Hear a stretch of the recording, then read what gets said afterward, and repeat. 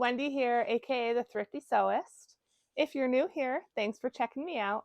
And if you've seen my videos before, thanks for coming back. Today I want to just shoot a really quick video showing you some of my favorite tools that I use in the sewing room. Just things that make my life a little bit easier when I'm trying to be creative. So if that sounds like something that you'd like to see, stick around. All right, so first up, I use this constantly. This is my seam gauge. I use this a lot for hemming to, to measure my hems and make sure they're accurate. I also just use this maybe if I need to check to see if I used the correct seam allowance or, just in measuring in general. Each one of these little tick marks is 1/8 of an inch. And then it has this slider here that you can move back and forth to whatever spot you'd like. So for example, if I'm hemming something with a 1-inch hem, I'll put the slider at 1 inch, and then I would, measure the hem this way. It's really quick, really easy. And again, it just helps me kind of visualize the measurements a little bit more.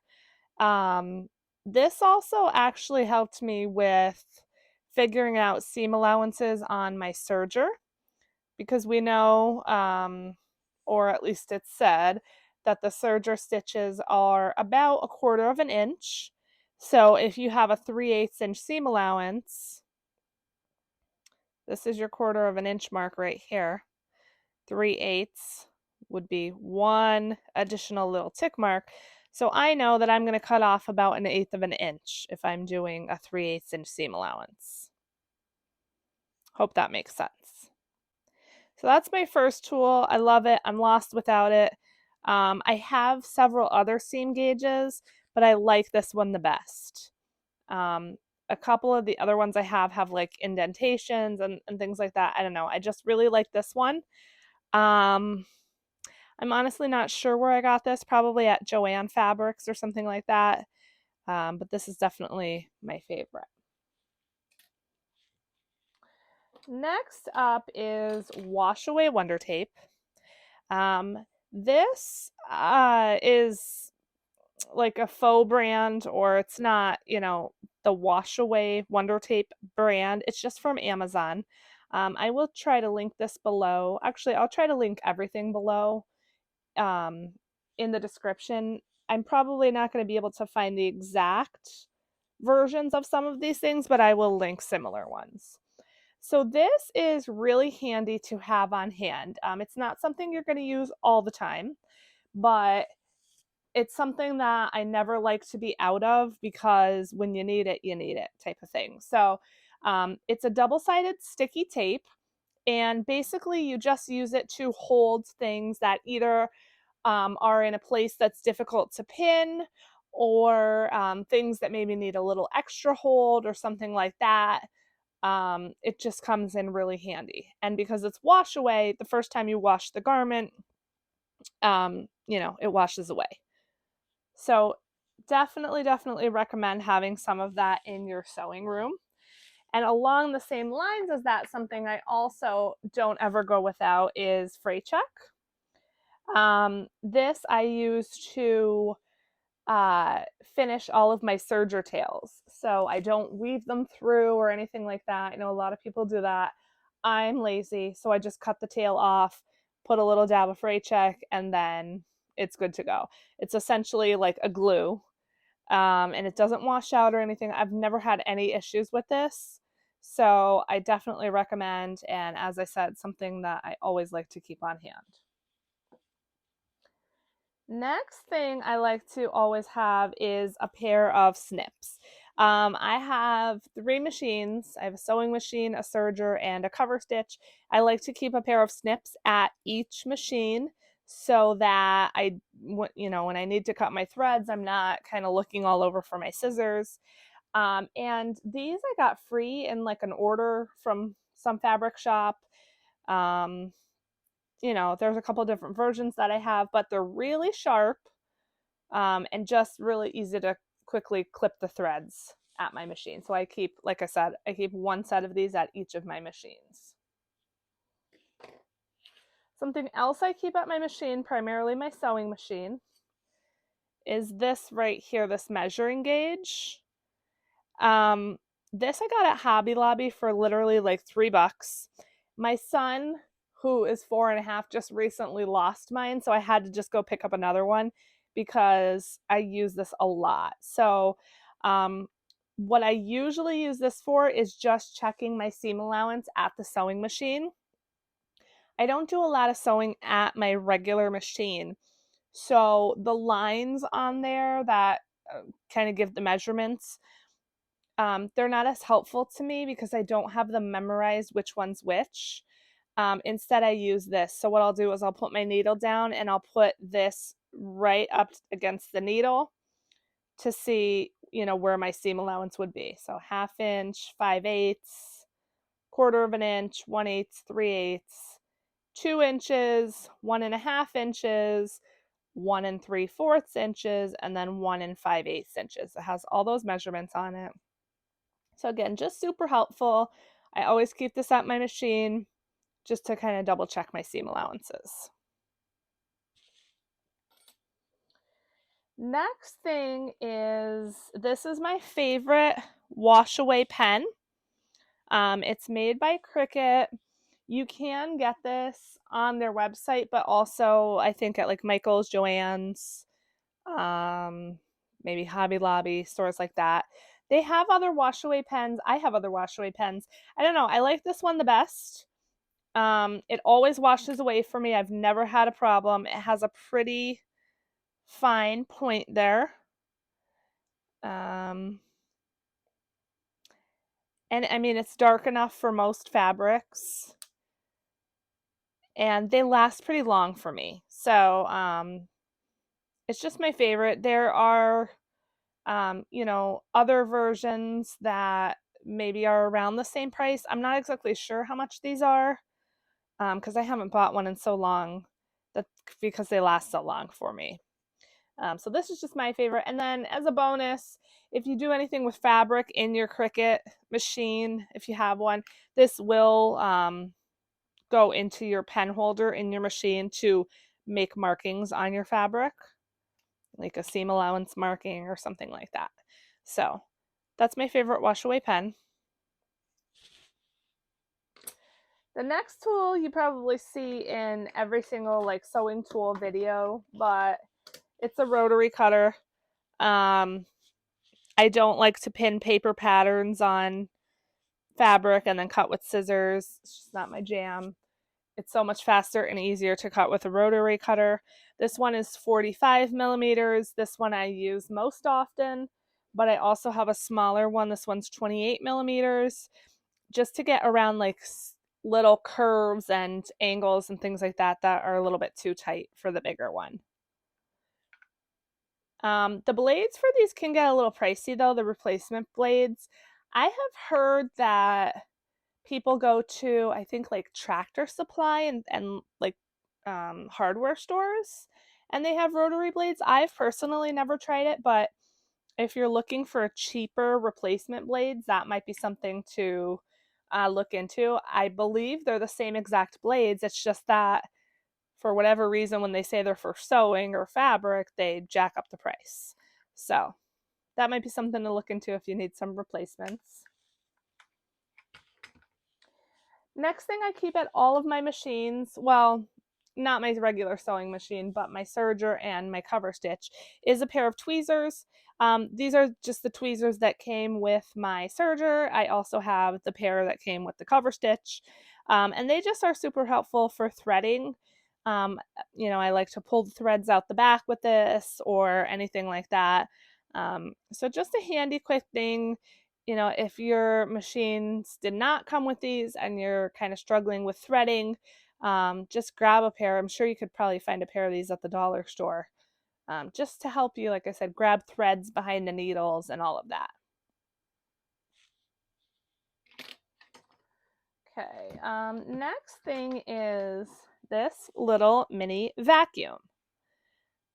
So I got this, I believe, on Amazon. Again, I will try to link it or something similar below. It came with this tip as well as this brush tip. But this is honestly even too big for my machine. I use this to vacuum out my serger. So it gets really fuzzy in there really fast. And this, even as small as this is, it's still not small enough to get into all of the tiny crevices, but it does a pretty good job. It's just a push button to turn on here, and it kind of ramps up, so it'll start lower and then get to full power. And then to empty it, you just twist off this portion and just empty it. Probably needs to be emptied now, it's full. But I like to keep this right at my serger. If I open it up for threading or something like that and see that it's really fuzzy, I'll just vacuum it out really quick. And that vacuum charges just with this USB cord that it came with. So another handy thing to have.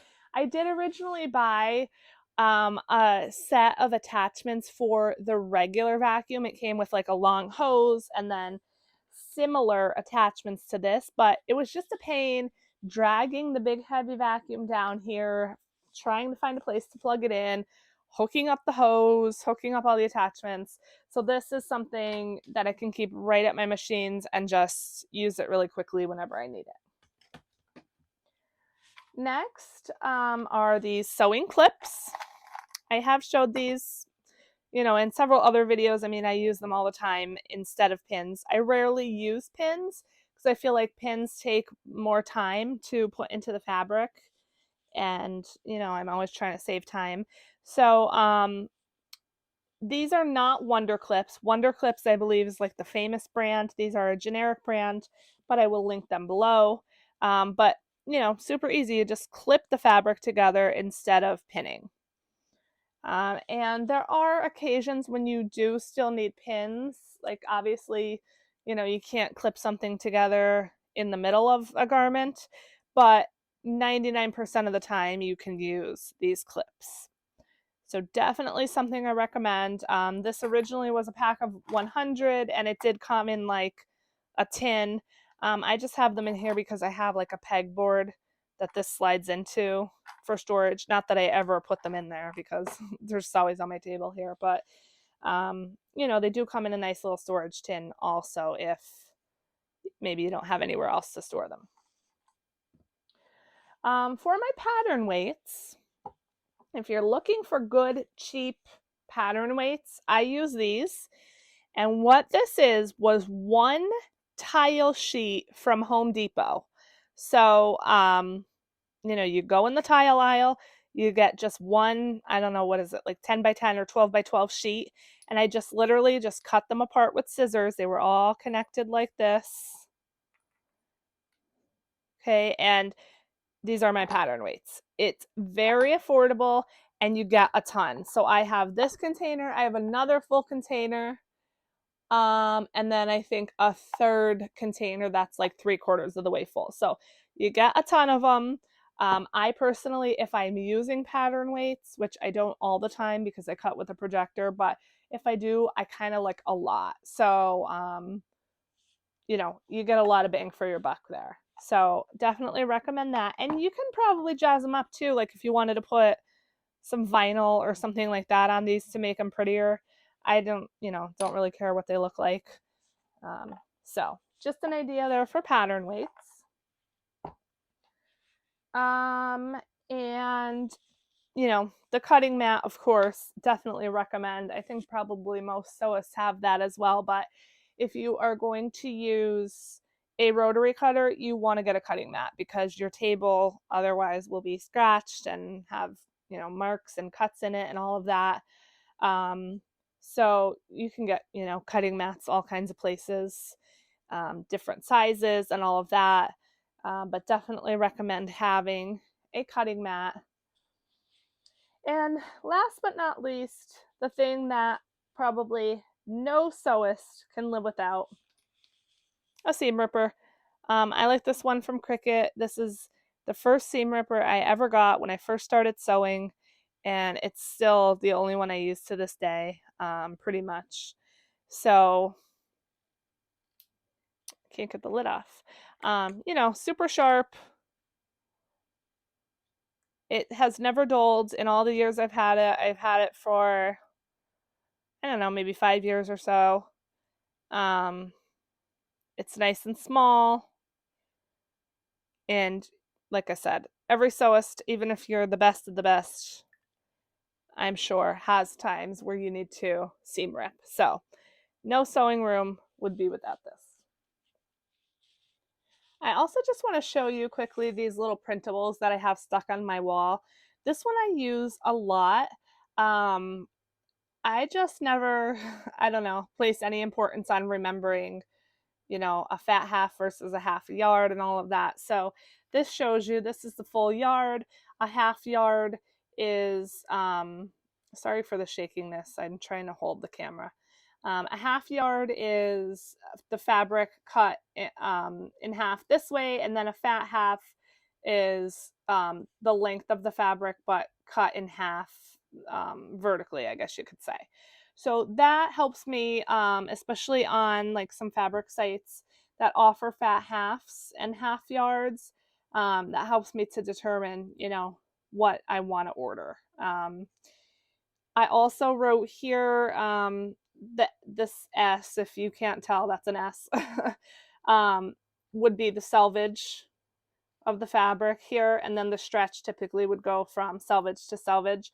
Again, I just never remember that. I don't know why. I've been sewing for several years now, um, and I still look at this. So, just a little reminder for me. This image, I think I maybe just printed out from Google or something like that, but I will see if I can find a similar one and maybe link it below. And then I also have, sorry for that shakiness, stretch percentage guide written down here. So again, something I just never remember. I don't know why. I just don't ever attempt to remember it, I guess because I have it written down here. But if you're taking the fabric, you hold one end of the fabric at 0 on your measuring guide and the other end at 5, and then you stretch it. And then if it stretches to say 6.5, that's a 30% stretch. So I have those all written down here, just so I can quickly measure the stretch percentage of the fabric that I'm using to make sure it is appropriate for the pattern that I'm making. Okay, I also have a little metric conversion chart here and then a yardage chart. I don't really typically refer to these a lot, but just something I have hanging up if I ever needed it. It looks like I got this one from Stitch Upon a Time website, this metric conversion chart. And then this one, it looks like I got from thelostapron.com. So, if you want to check those out. Now, these have been up here for several years, so I can't promise they will still be there, but I'm sure you can definitely find something very similar on Google. And that's it. I hope you found this video enjoyable and maybe got an idea or two about things that you can use in your sewing room just to make your life a little bit easier. Please like, comment, and subscribe. And as always, thank you for watching.